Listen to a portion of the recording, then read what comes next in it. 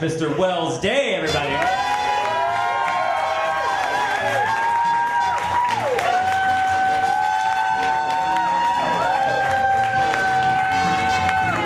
Thank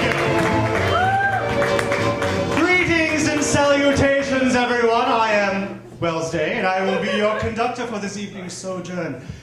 Let us begin, shall we? Ladies and gentlemen, I have some very timely news for you. We are unhappily coming to the end of the 1 month out of the year that celebrates all things self-aware. National Masturbation Month. Yes?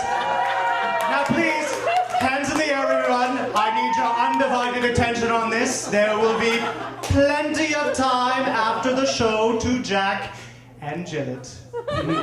Now, National Masturbation Month was first observed in 1995 after the forced resignation of U.S. Surgeon General Jocelyn Elders by Clinton, the irony of that, for her remarks supporting the best thing one can do to their body in the privacy of their own home, office bathroom, a jacuzzi, a movie theater, an airplane, a pool hall, and a circle of friends. Welcome. Yes.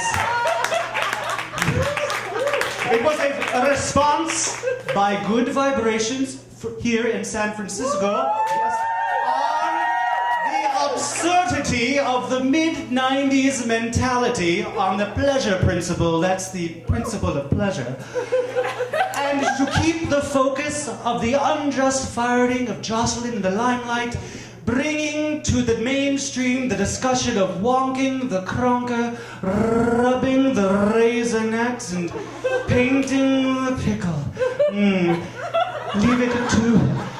Leave it to a San Francisco institution for leading the way of debunking the myth of the heady palm. Sounds like a Hardy Boys book to me, doesn't it? The myth of the heady palm. Now, what better way to put this call into action than a masturbate-a-thon? A jerking jubilee, yes! Established in 1999 by Good Vibrations. It helped further awareness and raise money for sex-positive focused charities. My kind of sweet, sweet charity. Yes. San Francisco holds 2 Jubilee titles firmly in its grip, edging out cities like Madison, Wisconsin, Toronto, and Bastion for duration and distance. And now I will give you this information in the style of a ring announcer, because what better way to give this than a ring announcer? Ladies and gentlemen, kids of all ages! Pardon me as I look at the kids of all ages, the San Francisco 2010 record holder of longest time masturbating is held by Masanobu Sato, who performed for 9 hours and 58 minutes. Oh my God.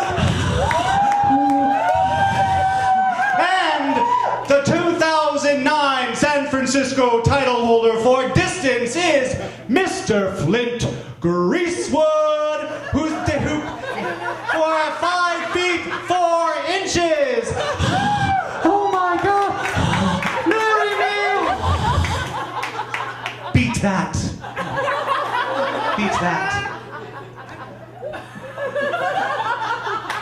More attestation of its relevance, a 2006 CDC study reports that the 1 month out of the year in San Francisco and the US with the lowest birth rate is February. Proof it's working. Pump and dump May is in full effect. Yes, we've seen a reduction in freewheeling Aquarians, codependent Pisceans, and leap year babies. See, Mr. Clinton, masturbation is important, but you knew that already.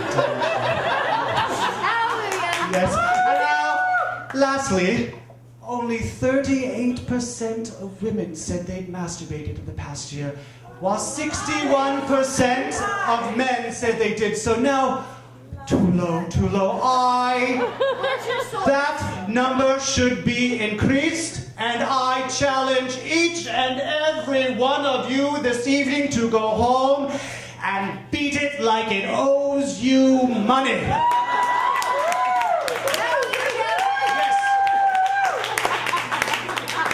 Now on to my next tip. Union Street Festival, June 6th and 7th. Yes. In its 38th year, the Union Street Festival attracts hundreds of thousands of popped collars and ponytails for an alcohol-free, yes, that's right, alcohol-free, eco-urban event. Yes, alcohol-free.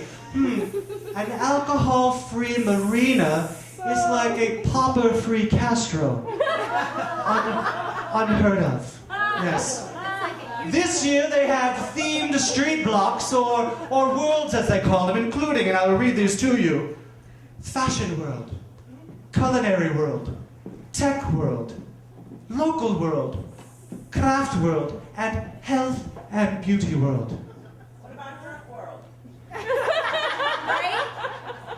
Don't go. And so I leave you this evening with a quote from a famed writer and native son of San Francisco that's very timely and near to dear to me, Jack London. And I will read this.